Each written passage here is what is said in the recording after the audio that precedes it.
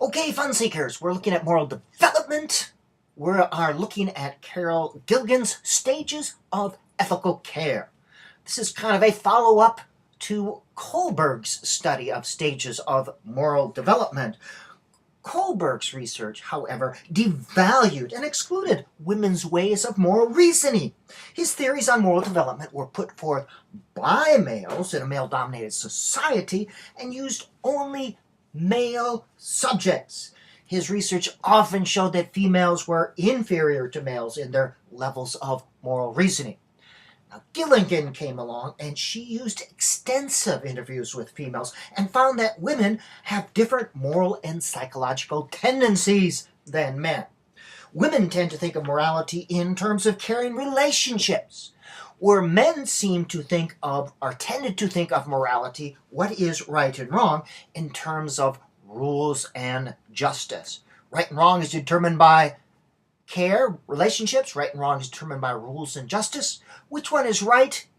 In a strong society, both of these values are valued or should be valued.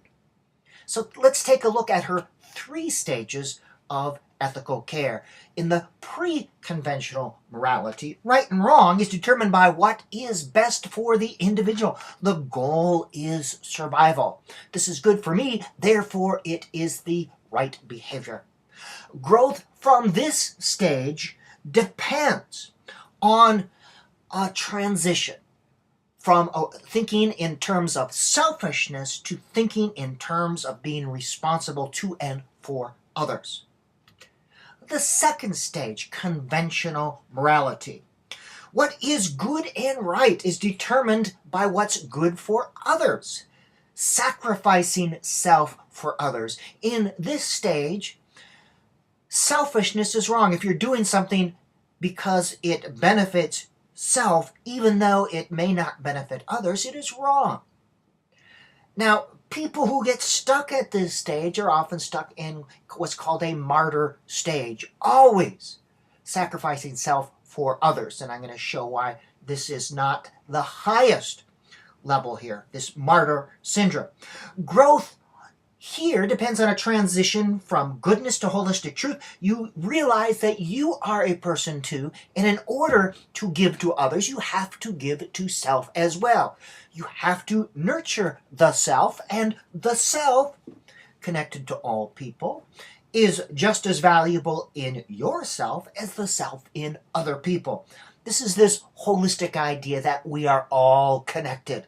Giving to one is giving to all, and part of the one is the one in here. So, post-conventional reality, you embrace the principles of universal nurturing, okay? And nurturing both in terms of physical, or in terms of physical, spiritual, all these things there on your screen. Emotional care and nourishment. So, you connect.